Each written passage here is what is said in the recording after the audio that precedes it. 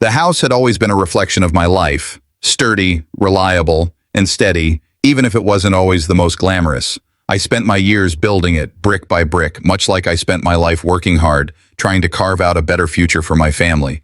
But somewhere along the way, the house started feeling more like a cage, and the family inside it felt less like my own. It's funny how time changes everything, isn't it? One moment, you're the cornerstone of everything, the rock everyone leans on, and the next, you're just an old man, forgotten in the shadows of your own home. I'm 68 now. My body's tired, worn out from years of toiling away from my children, and my mind, well, my mind's still sharp, but that doesn't seem to matter much anymore.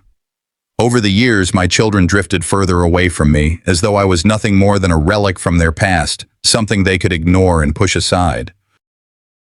I gave everything I had to them, sacrificed my own desires, my own comfort, for them to live better lives. But no one asks for your sacrifice. No one remembers the things you gave up. And now, I'm here, alone, a shadow in my own home. The house is quiet today, except for the soft hum of the refrigerator and the occasional creak of the wooden floors as I move from room to room. I sit by the window, staring out at the old oak tree in the yard. It's funny how things change. The tree is the same, strong, unyielding, but I've grown old. The world keeps moving forward while I sit still, watching it all pass by. I remember when my kids were little, full of life, full of dreams. They used to listen to me back then, trusted me. Now, I'm just a figure they hardly even look at. They don't need me anymore. They've forgotten the sacrifices I made for them, forgotten the long nights I spent awake, worrying about their futures. It's all lost in time, swept under the rug like it never happened. But maybe I've been wrong. Maybe it's not just their fault. Maybe I've allowed it. I've let them push me aside, let them forget about me. I've lived my whole life taking a back seat, and I suppose it's easier to do that than to fight for your place. But I'm tired now. I'm tired of being invisible, tired of being ignored. I thought after all these years they'd remember me. I thought they'd realize that I still had value, that I still had something to give. But I was wrong. That was the thing with family. You give everything, and when it's gone, you're left with nothing but memories. And sometimes, the memories hurt more than the silence. And then, there was the moment when everything changed. It wasn't something I expected. I was sitting in the living room, lost in my thoughts, when I heard the sound of footsteps coming up the stairs. I turned, expecting to see one of the kids, maybe my son, but it was my grandson. He was out of breath, his face pale, his eyes wide with fear. "Grandpa, we have to leave. Now!" he said, his voice trembling with urgency. I froze, unsure of what he meant. What was going on? My mind raced, trying to catch up with his words. What did he mean we had to leave? Leave where? I stood up slowly, confused, watching him as he paced back and forth. "What's happening, son? What's going on?" "We don't have time, Grandpa. They're coming. You have to pack now." His words were sharp, frantic. I could see the fear in his eyes, but it didn't make any sense. "Who's coming?" I asked, my voice shaky with the confusion that was taking over me. But my grandson just shook his head. He didn't answer. He was already halfway to the stairs, his hand reaching for the door to the basement. I followed him, not sure what to do. Was it something to do with my son? The family? What had they done this time? I couldn't help but feel the sting of betrayal, the weight of all the years I'd been overlooked, ignored. But I pushed it aside. I had to focus. There was something in the air. Something wasn't right. As I reached the door of the basement, I caught a glimpse of something in his hand. He held a small old photo, something I hadn't seen in years. It was of my family, all of us, smiling, happy. But now it felt like a ghost of something I could never have again. "What's this, son?" I asked, my voice strained as I tried to make sense of what was happening. "I found something, Grandpa. Something you need to see." I stood there for a moment, the air thick with tension. My mind was spinning, but I knew one thing for sure. Whatever was in that basement, whatever secrets had been hidden down there, it was bigger than I ever realized. I stepped into the basement, my heart pounding in my chest. The room was dimly lit, dust motes floating in the air. But as my eyes adjusted, I saw it, the pile of boxes stacked high in the corner, the things they'd shoved down there over the years. And there, on top of it all, was a stack of old papers. I moved closer, my hands trembling as I reached for them. I opened the top one, my heart sinking with every word I read. Financial documents, photos of people I didn't recognize. It didn't make sense. This wasn't just junk. It was something else, something important. I kept reading, my mind racing as the truth started to sink in. This was no mistake. This was deliberate. My family had been hiding something from me, something deep. The weight of the betrayal hit me like a ton of bricks.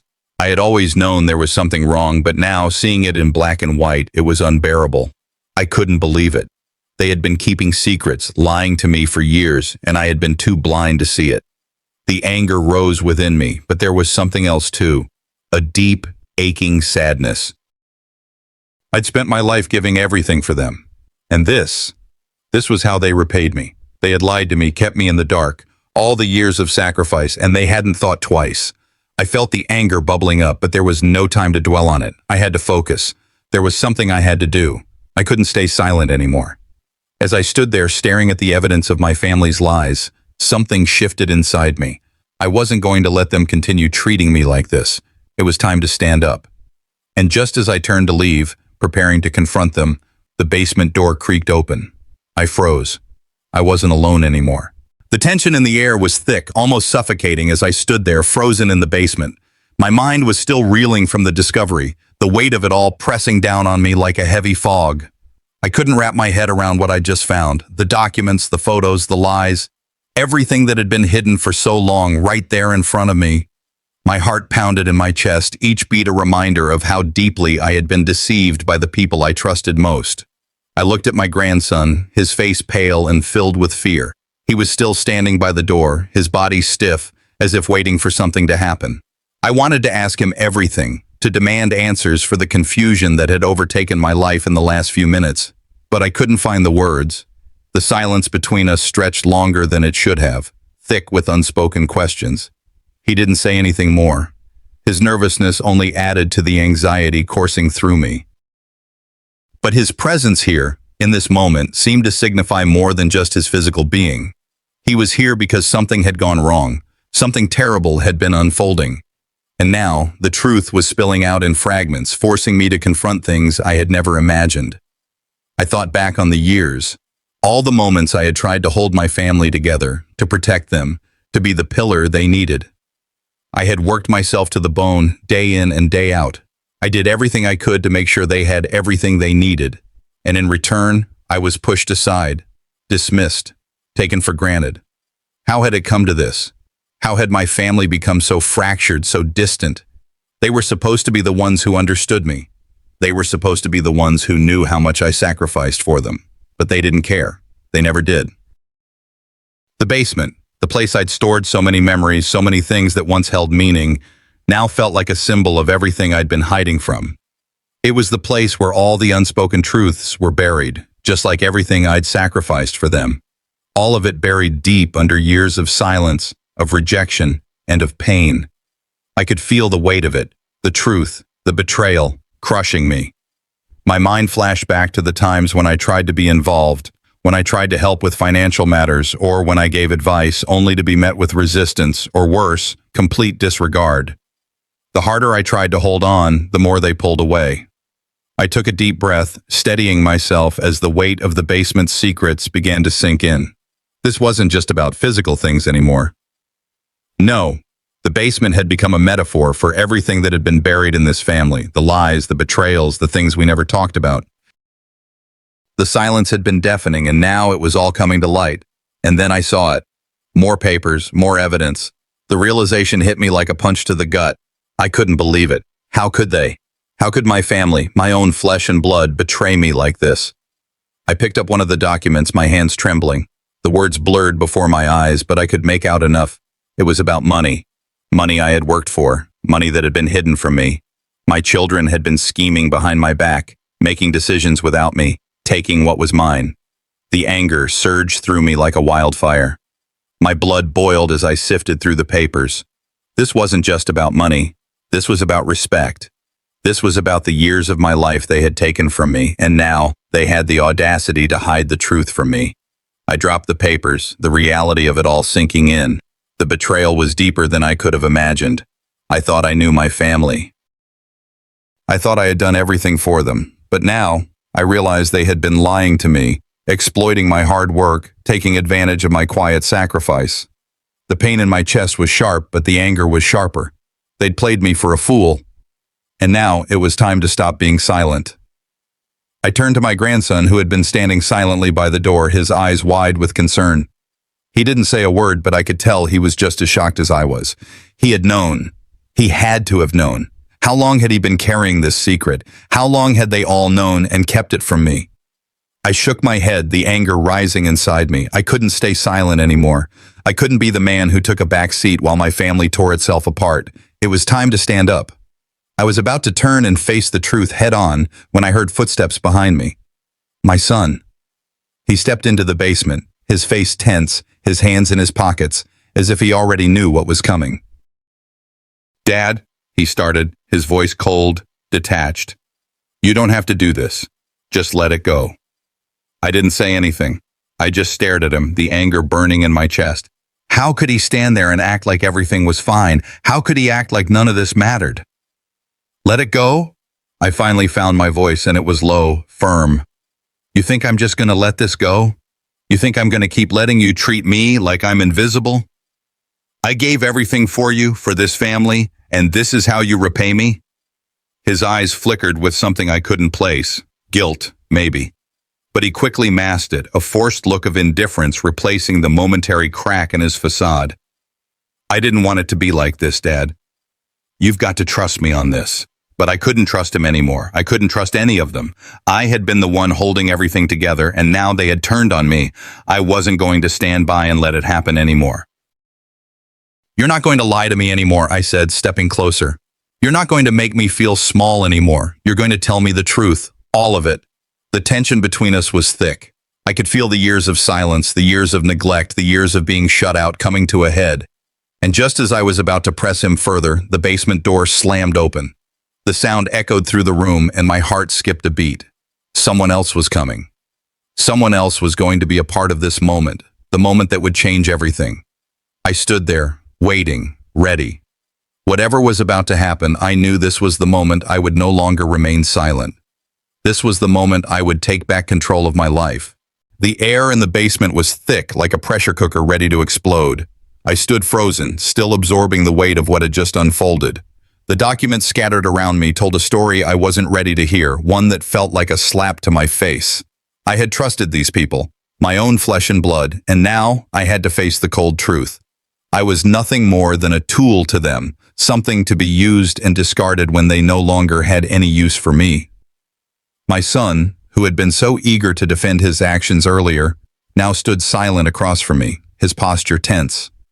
His words from moments ago rang in my head, still sharp like a blade. He denied it all, tried to tell me it wasn't what I thought. But I saw through the lies. The papers didn't lie. The photographs didn't lie. My family had been lying to me for years, and I had been too blind to see it. My mind raced. I could feel the anger boiling in my veins, threatening to spill over. Every time I tried to speak, every time I tried to make them see the sacrifices I had made, they shut me down. Every moment, every year I had spent building this family, only to be treated like I didn't matter. It was like a weight on my chest, crushing me slowly. But now, everything had changed. "You're not fooling me, son," I said through gritted teeth, my voice low but steady. "I see what's going on here. You've been planning this all along. You've been taking what's mine, my money, my life, behind my back." His eyes narrowed, but he didn't answer right away. I could see the gears turning in his head, trying to find a way out of the hole he'd dug for himself. But there was no way out now. He was cornered, and he knew it. "You don't understand, Dad," he finally said, his voice shaky, but he was trying to sound calm. "This wasn't supposed to be like this. It's not what you think." I laughed bitterly, the sound echoing through the basement. "Not what I think. Are you serious?" "Yeah, I've been the one holding this family together for years, and this is how you repay me. You think I can't see the truth?" The anger in me surged, but I kept it under control. I couldn't let him see how badly he'd hurt me, how deeply his betrayal cut. No, I couldn't show him that. Not now. As I glared at him, The weight of everything that had happened in my life pressed down on me. The years of hard work, of sacrifices, of love that had been thrown away. It all came flooding back. I wasn't just angry anymore. I was hurt, deeply hurt. But I wasn't going to let that stop me. This was my moment. I wasn't going to be invisible anymore. The basement, which had once been just a room filled with old things, now felt like the heart of this betrayal. I had always kept my family's memories safe, always tried to make sure nothing was lost. But now, the very things I had protected had become a metaphor for all the things I had been kept in the dark about. The lies, the secrets, the things I was never meant to know, everything that had been hidden from me for years. My son stood there, unwilling to face me, unable to look me in the eye. He knew the truth. I knew it too, but he wasn't going to admit it, not now, not ever. So I did the only thing I could do. I picked up one of the documents from the floor and shoved it in his face. "Explain this to me then," I demanded, my voice thick with emotion. "Explain why this says what it does. Explain why you thought you could do this to me, to your own father." His eyes flicked to the paper, and I could see the guilt in them. He opened his mouth, but no words came out. It was like he was trying to put together a lie that would make it all go away, but he couldn't. There was no lie good enough to cover up the truth that was staring him in the face. "You think this is over?" I asked, taking a step closer to him. "You think I'm just going to forget about this? Let it go like it's nothing?" He swallowed hard, looking down at the floor, unable to meet my gaze.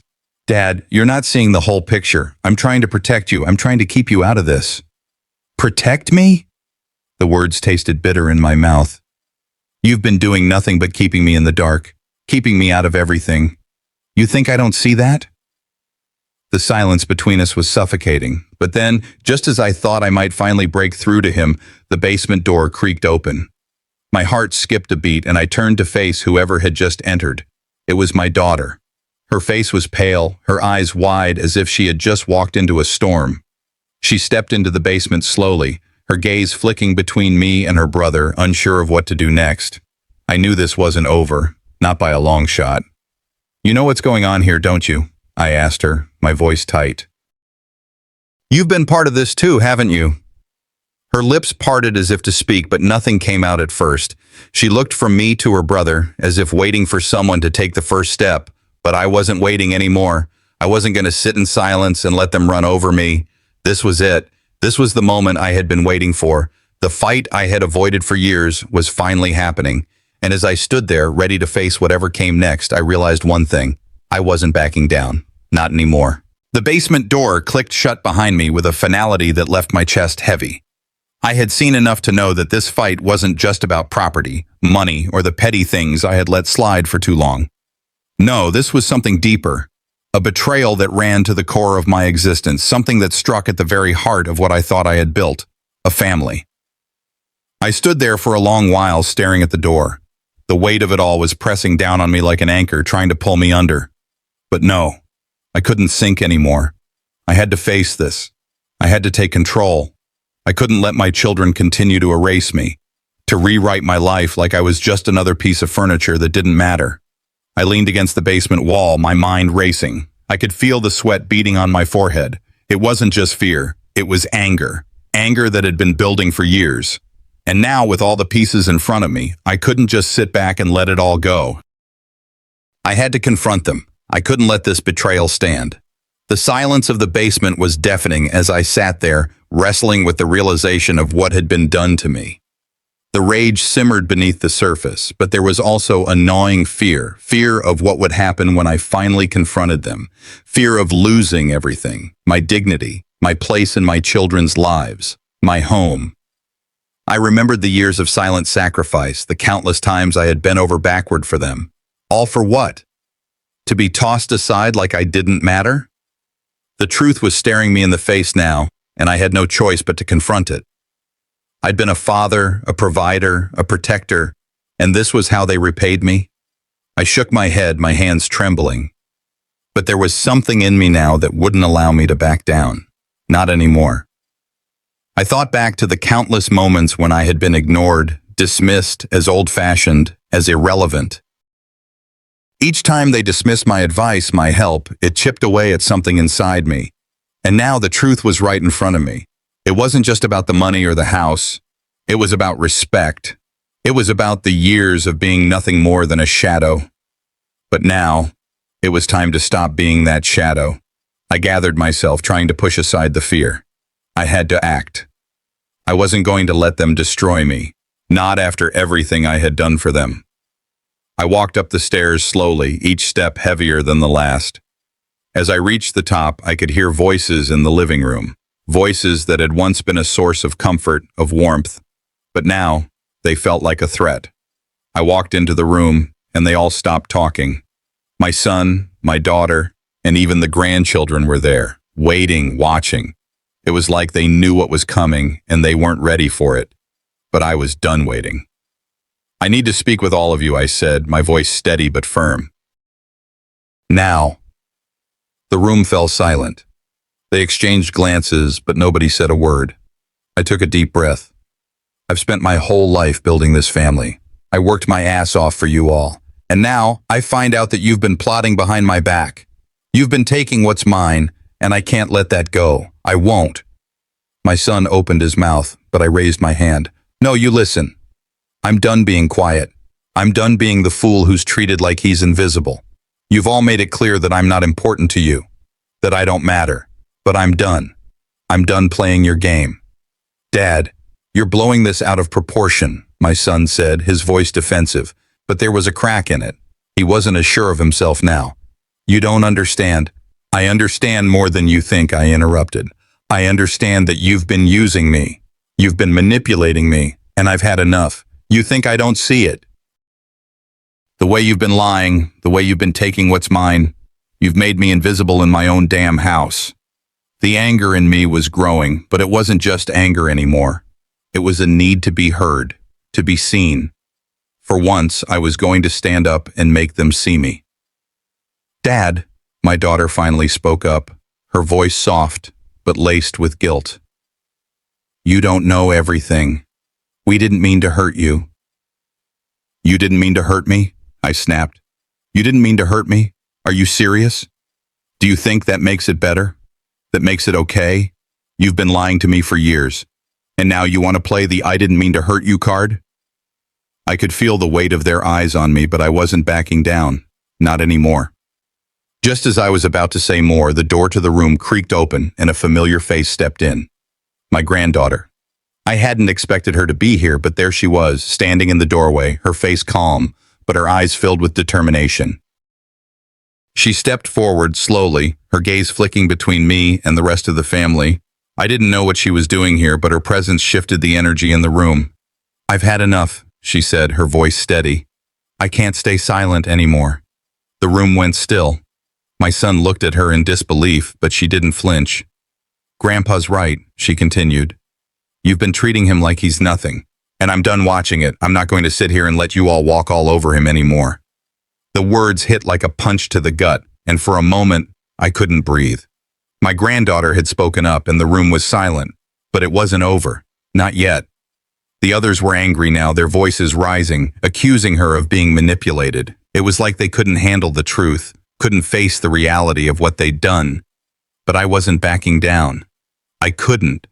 Not after everything that had happened. Not after the lies, the betrayal. I was standing my ground now, with my granddaughter by my side. "You've made your choice," I said, my voice unwavering. "And so have I." The argument grew heated, but I didn't care anymore. I wasn't afraid to lose them. Not anymore. Just as I thought we had reached the breaking point, my granddaughter pulled something from her bag. A letter. A document. "Here it is," she said, her voice steady. "The truth you've been hiding." She passed the letter to me. I opened it with trembling hands, and there it was, the final piece of the puzzle. The truth they had been hiding all along. It was all there, laid out in black and white. And the family, they were silent now. There was no denying it. The proof was in front of them. But the silence didn't last long. My son and the others exploded, accusing my granddaughter of causing trouble, of trying to tear the family apart. They said it was all for nothing, that I was ruining everything. I could see it now. The family was unraveling, and there was no going back. I stood there staring at the evidence, feeling a weight lift from my shoulders, But with that weight gone, another one settled in. A decision I had to make. Would I keep fighting? Or would I try to salvage what was left of my family? Before I could speak, the door opened again. This time, it wasn't my children who entered. It was someone else. Someone I hadn't expected. Someone who could change everything. I sat in the chair, my back straight, my hands resting on my knees. The room was quiet, but it felt like the walls were closing in. It was as if every breath I took came with a weight I could barely carry. This was it. The moment I'd been building up to for years, and now that it was here, I didn't know if I was ready for it. The tension in the air was palpable. I could feel it in my bones, in the way my heart raced, in the way my palms were slick with sweat. This confrontation had been coming for a long time, but I never imagined it would feel like this. The anger, the betrayal, the sense of loss, they all swirled together in a vicious storm. But despite it all, one thing kept me grounded, the need to reclaim my life. I had been silent for far too long. I looked at the door, imagining my family walking through it, their faces filled with denial, their words ready to defend the lies they'd built around me. I had to confront them. I had to take back what they had stolen from me, my dignity, my respect, and my place in this family. There was no other option now. This was my final stand. I could hear them in the next room, murmuring, voices hushed but filled with the weight of the lies they had told. My son, my daughter, they were all there, waiting for me. I wasn't sure what they expected. I wasn't sure what I expected either. But I knew one thing for sure. This was no longer about keeping the peace. This was about truth. This was about justice. And most of all, this was about me, the man who had been forgotten for far too long. Taking a deep breath, I stood up. I could feel my knees tremble, but I pushed the fear aside. No more silence. No more hiding behind the man I once was. Today, I would show them who I truly was. I walked into the room, and as soon as I did, the chatter stopped. My family turned to face me, their expressions a mix of guilt and indifference. They knew why I was here. They knew what was coming, but none of them were ready for the storm that was about to hit. "I'm done with this," I said, my voice low but steady. "Done with the lies. Done with being treated like I don't matter. I've been silent for too long, but no more. You've been stealing from me, my time, my love, my everything. And for what? For your own gain?" My son opened his mouth to speak, but I raised a hand to stop him. "No," I said, my voice sharper now. "I've heard enough of your excuses. You think I don't see what's been going on? You think I don't know the truth? You've been lying to me, to my face for years. I won't stand for it anymore." The room was quiet. I could hear the harshness of my breath, the pounding of my heart in my ears. But I stood tall even as the anger rose within me. "You've been planning this for so long," I continued, "trying to push me out, trying to erase me from the picture. But let me tell you something. You can't erase me. I built this family. I made this family what it is. And if you think you're going to take that away from me, you're sorely mistaken." The argument that followed was like a storm. My family tried to justify their actions, to explain away their betrayal. But their words were empty. They didn't understand the depth of what they had done. They didn't see the hurt they had caused. My son tried to say something about being stubborn and outdated, but I wasn't listening anymore. The truth was too loud now, too clear. I turned to my daughter, who was standing there, looking uncomfortable but still silent. "What about you?" I asked, my voice cold. "How could you just stand by and let this happen?" She didn't answer. She couldn't. It was in that moment that I realized none of them could justify their actions. They were all just running from the truth, hiding behind their lies. But I wasn't going to let them anymore. This was my family, and I wasn't about to let them tear me down any longer. Just as the argument was escalating, something unexpected happened. My granddaughter, quiet, observant, the one who had always stayed in the background, spoke up. Her voice was calm but firm, and it cut through the tension like a knife. "Grandpa's right," she said. "You've been treating him like he doesn't matter, but he does. He matters." The room fell silent. My son looked at her, stunned. The others exchanged confused glances, but there was something in the air now, a shift. My granddaughter wasn't afraid to speak the truth. Her words, simple as they were, gave me the strength I needed. For the first time in a long time, I felt like someone understood. Someone saw me, really saw me for who I was. And I wasn't going to let that slip away. But the family didn't take her words well. They attacked her, calling her brainwashed, accusing her of stirring up trouble. They couldn't handle the truth, and their defenses only made the situation worse. I stood there watching as the fight intensified, but I wasn't afraid anymore. I wasn't afraid of losing them, not when I had the truth on my side. "You can't keep lying," I said, my voice low but firm. "Not anymore." And just as the argument was about to erupt once again, my granddaughter pulled something from her bag. A letter, a document. She handed it to me, and I opened it slowly, my hands trembling. Inside was everything I needed. The truth. It was like a bomb went off. The family was stunned. Some of them began to look at me differently. Others started to retreat, but the damage was done. The truth was out, and there was no going back. But even as I held the letter in my hands, I could see the anger and desperation in their eyes. They tried to fight back to save face, but I wasn't backing down. Not now. Not ever. The confrontation reached its peak.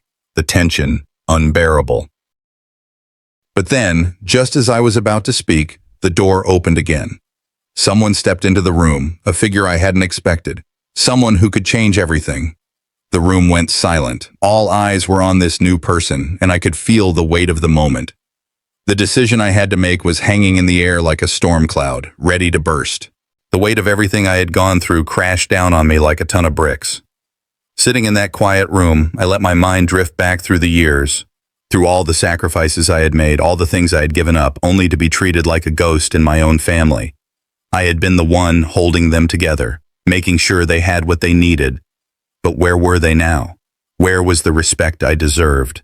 Where was the recognition for all those long nights, for the years of hard work, for the countless sacrifices? I was just a tool to them, nothing more. And now, they were pushing me out like I had never mattered at all. The anger burned deep within me, but it was tempered by something else. A clarity. I couldn't keep living this way. I couldn't keep hiding in the shadow of my past mistakes, pretending like I didn't deserve more. I had to fight. This was the moment. No more silence, no more bending over backward for people who couldn't even look me in the eye. The years of silent suffering had to end. I didn't know how, but I knew it had to. This wasn't just about reclaiming my dignity. This was about setting the record straight. It was about showing them all who I was, who I really was. The family was gathered in the living room when I entered, their faces a mixture of guilt and defiance. They knew what was coming. They had to know, but none of them were ready for the storm I was about to unleash. I stood in the doorway for a moment, letting them see the man they had pushed to the edge. I wasn't some tired old fool anymore. I wasn't the quiet man who had been overlooked for years. This was the moment I would take back what was mine. "You think you can just erase me?" I said, my voice steady but cold. "You think I'm just going to stand here and let you tear everything I built apart? Well, guess what? I'm done letting you play me like a fool." My son's face twisted in anger, but I didn't care anymore. I wasn't afraid of him. I wasn't afraid of any of them. I had held my tongue for too long, and now it was time to speak my truth. "You've stolen from me," I continued, my voice rising. "You've stolen my time, my love, my respect. You've lied to me, deceived me, and used me like I was nothing more than a tool, but no more. Not today." The words felt like fire in my mouth, but it wasn't enough. It had to be more. I wasn't just angry. I was done. Done being the one to give, done being the one to hold everything together while they tore it all apart. My son tried to defend himself, his voice shaky, trying to explain away everything. But I wasn't listening. His words were empty, hollow, and I could see right through them. It was the same old song, the same excuses, the same lies. He didn't care about me. He never had. "I've done everything for this family," I said, my voice trembling with a mix of anger and disbelief. "Everything. I've worked my fingers to the bone. And what do I get in return? A betrayal? Disrespect? And now you want to take everything from me? You want to pretend like I don't matter?" The room fell silent. I could feel my blood boiling. But I wasn't done. Not yet. You can't just push me aside anymore, but I said, stepping forward. You can't pretend like I'm invisible. I'm not some damn afterthought. I built this family. I made this family. And if you think you can take that from me, you've got another thing coming. Just as the tension reached its peak, something unexpected happened. My granddaughter, quiet, reserved, always standing off to the side, stepped forward. I couldn't believe what I was seeing. "I'm with Grandpa," she said, her voice strong and unwavering. The shock was written all over my face. I wasn't the only one. The family froze, unsure of what to do with her words, but I could feel the shift. It was like the ground beneath me had cracked open, and for the first time in a long time, I wasn't standing alone. Her support was everything I needed. I didn't know why she had chosen this moment to speak up, but I wasn't about to waste it. "Thank you," I whispered, the words barely audible, but they meant everything. "Thank you for seeing me." But of course, the rest of the family didn't take kindly to her words. They attacked her, called her names, tried to make her feel like she was wrong. It was the same pattern, the same manipulation. But this time, it didn't work. I stood there watching as they crumbled, as their voices grew louder, more desperate. They couldn't break me anymore. They couldn't break her either. But then my granddaughter pulled something from her bag. A document. It was the evidence I needed. "I've been looking into this," she said, her voice steady. "I found this. You need to see it." I took the document from her, my hands shaking. As I read, everything changed. The betrayal went deeper than I ever could have imagined. The lies they had told me, the manipulation they had been planning, it was all here, laid out in front of me. The room erupted. Some of the family members tried to protest, to explain, but I wasn't listening. Not anymore. The truth was out. They couldn't hide from it. I looked around at their shocked faces, and for the first time I felt something I hadn't felt in years. Power. The power of knowing the truth, of holding the key to the family's downfall. But just as I was about to speak, the door swung open. I turned, my heart racing. A new player had entered the scene. Someone I didn't expect. Someone who could change everything. I sat in the silence of the living room, the weight of the past several days pressing down on me. It had all come to this moment, the final confrontation. My family, the ones I had given so much of myself to, were about to see me for who I really was. Not just some tired old man they could ignore and dismiss, but someone who had earned the right to be heard, to be respected. I wasn't going to be their punching bag anymore. I knew the stakes. This was the moment I either took my power back or lost everything. My heart was steady, but there was a knot in my chest. The years of hurt, the betrayal, it all felt like it was crumbling around me. But I had come too far to let them win. I couldn't go back to being the man they wanted me to be, the quiet one who just took it. No, I was done with that. Today, I was going to reclaim what was rightfully mine. The moment I walked into the room, I could feel the tension crackling in the air. My family was gathered, looking at me with a mix of guilt and anger. They knew what was coming, but none of them had the courage to speak first. None of them dared to address the elephant in the room. I wasn't about to let this go on any longer. "You've pushed me to my limit," I said, my voice calm but carrying the weight of years of pain. "You've lied, manipulated, and used me like I was nothing. And I let it happen. But no more." My son's face twisted in disgust, and I could see the anger bubbling up behind his eyes. But I didn't flinch. I had taken his shit for years, but not anymore. "You don't get to act like you're the victim here," I continued, my voice rising. "You think I don't know what you've been doing behind my back? You think I haven't seen how you've all turned on me?" I could feel the heat in the room intensifying, but I wasn't backing down. I was finally standing up for myself, and damn if it didn't feel good. "You've been stealing from me. You've been taking everything I worked for," I spat. "You don't get to walk all over me anymore." The family reacted quickly, trying to deflect, trying to twist everything around. My son stood up, face red with anger. "You're crazy," he said, voice shaky but full of venom. "This is all in your head. You don't understand anything. You're just too old to get it." Too old to get it. I'd heard that line too many times, and I was tired of it. I had spent my life building something for them, only to be treated like I was some burden. It was time to end it. "I understand just fine," I said, stepping closer. "I understand that you've been using me, and now you want to act like I'm the one who's in the wrong." The tension in the room grew thicker, but before anyone could respond, something unexpected happened. My granddaughter, the quiet one, the one who had always stayed in the background, spoke up. "I'm with Grandpa," she said, her voice steady but full of conviction. For a moment, there was a stunned silence. Even I was caught off guard. But as soon as she said those words, I felt a spark of hope reignite in me. I wasn't alone. She saw me. She understood. "Thank you," I whispered, unable to keep the emotion out of my voice. She didn't back down either. "I've seen everything," she said. "I know what's been going on. I can't just sit here and let them destroy everything." Her words hit like a hammer, and I could see some of the family members squirming in their seats. But the rest, they doubled down, accusing her of being manipulated. "Stop this nonsense," my son snarled. "You're just too young to understand. This is how things need to be. Grandpa needs to let go." "Let go?" I shouted. "Let go of everything I've worked for. I'm not going anywhere. Not anymore." Then, as if the moment wasn't already tense enough, my granddaughter pulled something from her bag. A thick envelope. She handed it to me, her eyes full of urgency. "Look at this," she said. "I found it. This is the truth." I opened the envelope and scanned the papers inside. My hands shook as I saw the evidence, documents, receipts, emails. The things they had done to betray me were all right here in black and white. "Now you see it," I said, my voice cold. "Now you all see the truth." The room fell into a stunned silence, the weight of the revelation sinking in. My family, the ones who had been so sure of themselves, so confident in their manipulation, were now looking at me with wide eyes. The power had shifted, but my son wasn't done. He stood up again, his face twisted with rage. "You're ruining everything," he spat. "You think this changes anything? You think you can just come in here and destroy everything we've worked for?" But I didn't back down.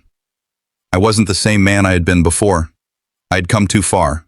I wasn't going to let them tear me down anymore. "You think you've got the upper hand?" I said. "Well, think again.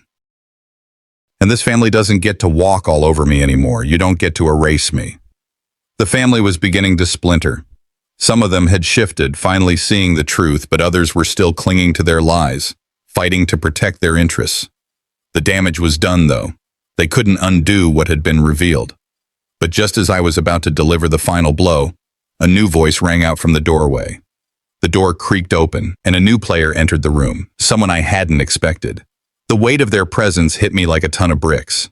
What did this mean for everything I had just revealed? I sat there, my back straight, hands steady, as I looked at the family who had pushed me to this point. This was it, the final moment, the culmination of years of silence, of biting my tongue, of taking abuse.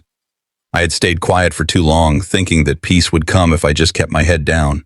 But now I had nothing left to lose. I could feel the weight of every choice that had brought me here, every sacrifice, every moment of doubt. But the clarity that came with it was undeniable. I wasn't going to let them control me anymore. It was time to stand tall. This moment wasn't just about confronting them, it was about reclaiming myself. And in that silence, I felt a quiet strength that I hadn't realized I'd been building all these years. The air was thick with tension as I stood in front of them. I could see the fear in their eyes, the fear that I might break. They had never seen me like this. Not once in all the years had I stood my ground. They thought they had the power, that I was just an old man who would never fight back, but they were wrong. "Enough," I said, my voice calm but firm. "I've let you take everything from me. I've let you use me. I've let you walk all over me. And I'm done." My son tried to speak, but I raised my hand. He hesitated, confusion clouding his face. "You don't get to talk right now. You've had your time," I said, my eyes narrowing. "Now it's my turn." I turned to the rest of the family, one by one. "All of you. You've lied. You've stolen. And you've treated me like I was nothing. Like I didn't matter. Well, I'm done with that. I'm not asking for your respect anymore. I'm taking it." They shifted uncomfortably, glancing at one another, trying to hold their ground, but I saw it. The doubt, the uncertainty. And then the excuses came. My daughter spoke first, her voice shaking. "Dad, we didn't mean it like that. You know we love you." "We've just been trying to—" "Don't you dare," I cut her off. You've been trying to manipulate me. You've been trying to guilt me into staying quiet, into being your doormat. I've seen it for years, but I kept my mouth shut for the sake of family. Well, no more. I've had enough." My son stood up now, his anger flaring. "You don't know what you're talking about. You're just old and bitter. You don't understand how things work anymore. You never did." I clenched my jaw. "I understand more than you think. I've been the one holding this family together, and all of you have just used me." The room fell silent for a moment, and in that silence I could hear the cracks forming. They could no longer deny what had been happening. The manipulations, the deceit, the betrayals, they were all laid out now, and no one could run from the truth. Then, to my surprise, my granddaughter stepped forward. I hadn't expected her to speak up, not with all the tension in the room. But there she was, standing tall and steady, her voice unwavering. "Grandpa's right," she said. "I've seen everything, and I'm tired of pretending it's okay." The others froze. My son, the one who had always been the loudest, stood still, his face pale. It wasn't just my words anymore, it was hers too. My granddaughter wasn't just some innocent bystander anymore. She was part of the reckoning. "Thank you," I said, my voice softer than I intended. Her support gave me strength in ways I hadn't expected. For once, I wasn't alone, but the family wasn't ready to give up their control. They started throwing accusations, trying to turn everything back on me. "You've been brainwashing her," my daughter said, her voice breaking.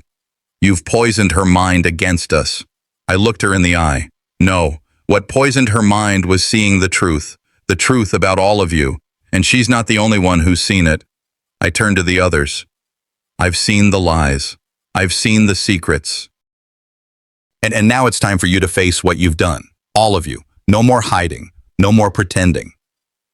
The pressure was mounting. Some of them looked like they might crack, but I wasn't done. Not yet. Then it happened. The final blow. I reached into my coat pocket and pulled out the documents, the proof, the papers I'd held onto for so long, waiting for the right moment. I slammed them onto the table. "I've got everything," I said. "Every email, every receipt, every message, everything you thought you hid. I've got it all. And now, you can't hide anymore." The shock on their faces was priceless. I saw my son's eyes widen, his mouth going dry. He didn't know I had this. He didn't know I'd been watching, waiting for this moment. I saw the family start to fray at the edges. Some of them were no longer speaking, only staring at the documents with growing dread. They could no longer deny it. But then, as I expected, they made one last attempt to pull me back. My daughter tried to guilt-trip me, her voice breaking as she spoke. "Dad, please, you're tearing this family apart. We didn't mean to hurt you. We just wanted what was best. Please don't do this. You're going to lose everything." But I stood firm. "No, I'm done losing. I'm done letting you control me, and I'm done letting you think you can walk all over me. The family you've destroyed is already gone." I was unshakable now. No matter what they said, no matter how they tried to manipulate me, I wasn't backing down. This was my fight, and I was going to win. The family was unraveling. The accusations flew faster now, the anger rising. They tried to leave, some of them, my son among them, but they were too late. The damage had been done. The truth was out, and it wasn't going back in. For the first time in my life, I felt justice. I wasn't just standing up for myself. I was standing up for everything I had built, everything I had given them, and everything they had tried to take. As the dust began to settle, I knew it wasn't over. Not yet. The hardest part was still to come. The weight of what I had just done was heavy. The air in the room still felt thick with the tension from my final confrontation with the family. But there was something different now, something that felt like release. I had said everything that needed to be said. I had laid my truth on the table, and no one could deny it anymore. It was over.